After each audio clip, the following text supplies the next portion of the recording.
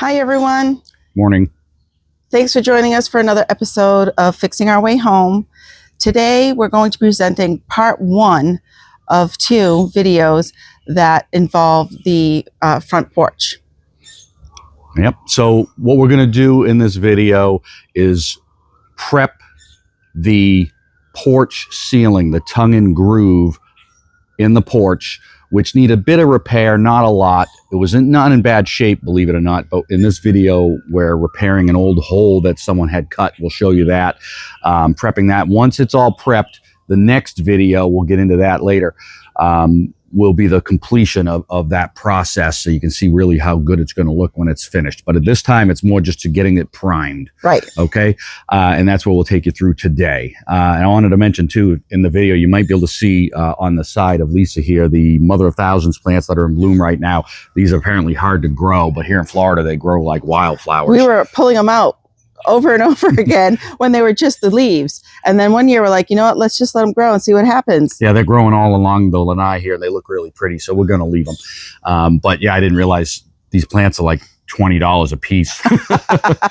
And they grow like crazy, so we're just going to leave them. They are pretty. They're aggressive. In any case, that's it for now. Enjoy the video, and don't forget part two will be coming soon, and we'll see you at the end.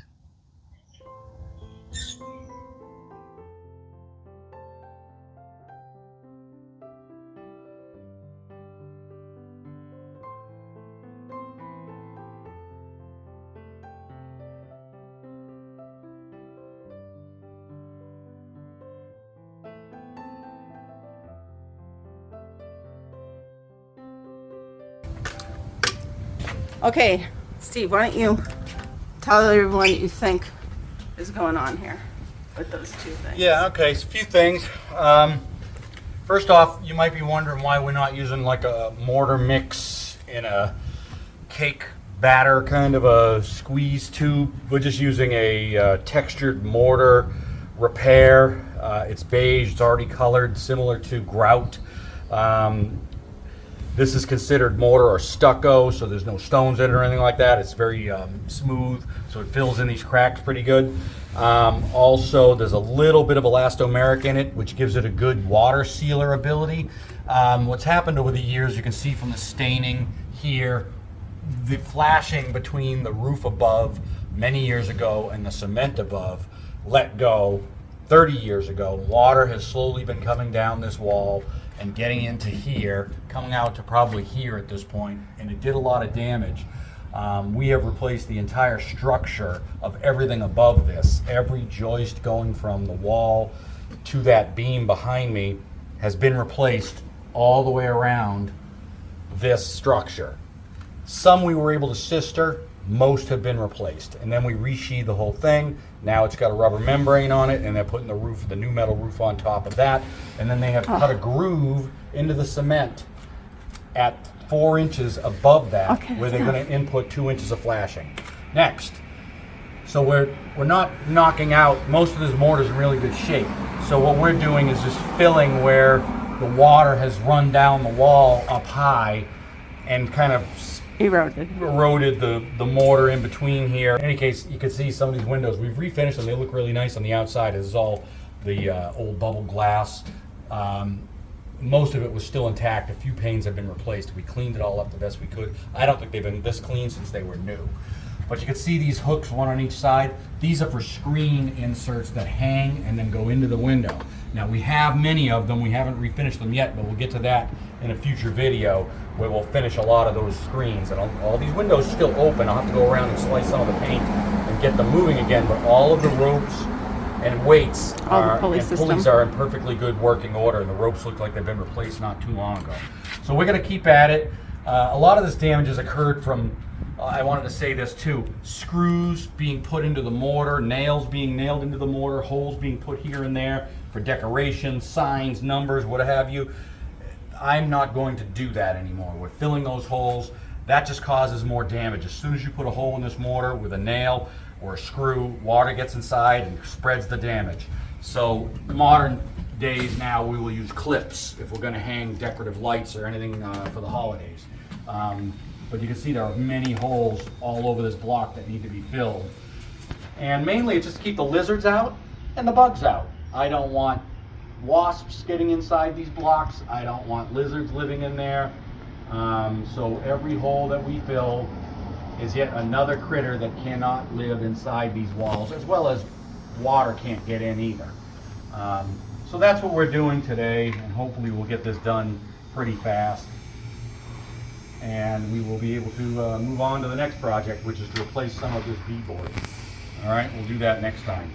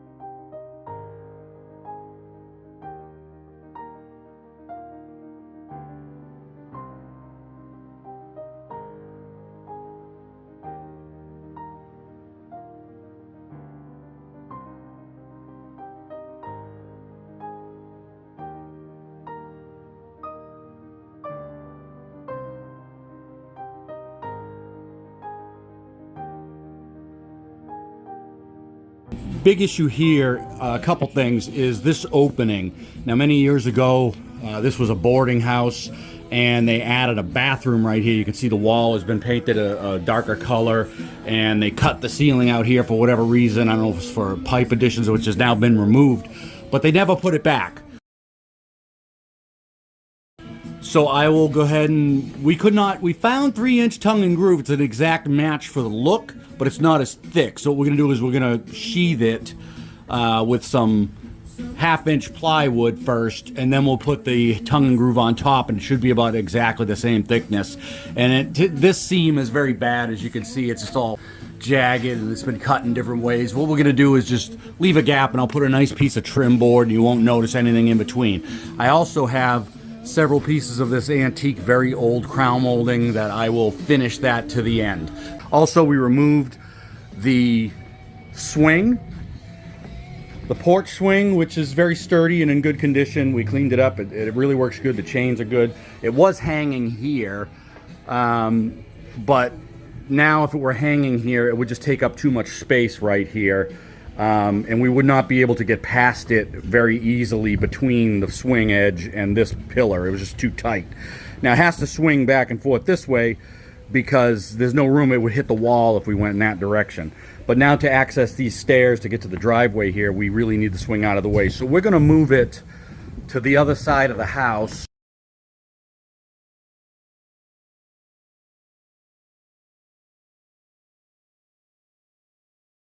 We're going to hang it here in this open area, which is well big enough to do it. We'll hang it somewhere right in the center. Now, what you're seeing here is Steve putting up the plywood that was left over from the roof install. Every piece he had to cut, and a lot of times recut as he scribed the one edge that was touching the kitchen wall. So it was difficult. He did a great job.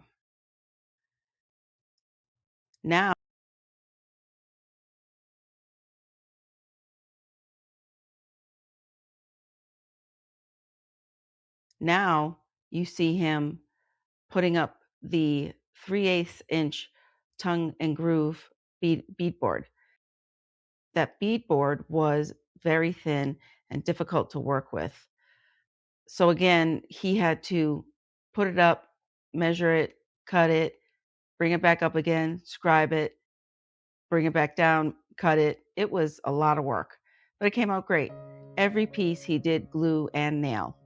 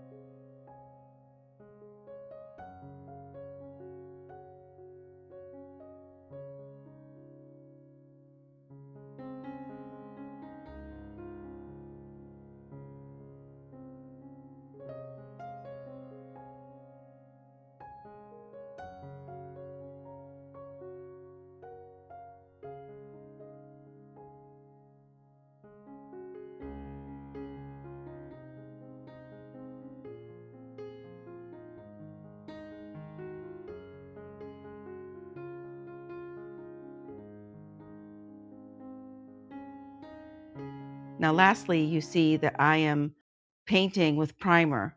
Above your head is never fun, and so it did take a while, but especially on the edges of the stone where it was hard to get so even that you weren't hitting the stone.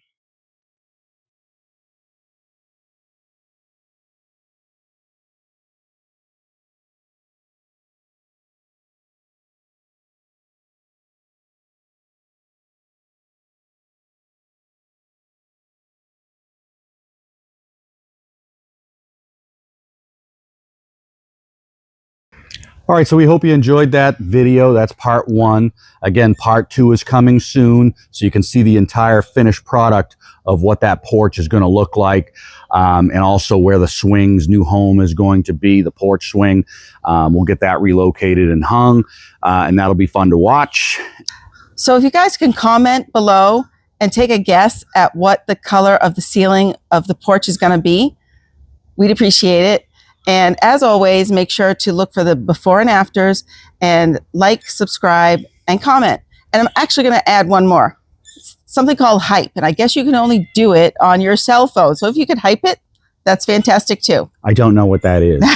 I don't either. I just heard people saying it. Well, thank you so much. And we'll see you next time. Yep. Take care, folks. See you Bye. next time. Bye.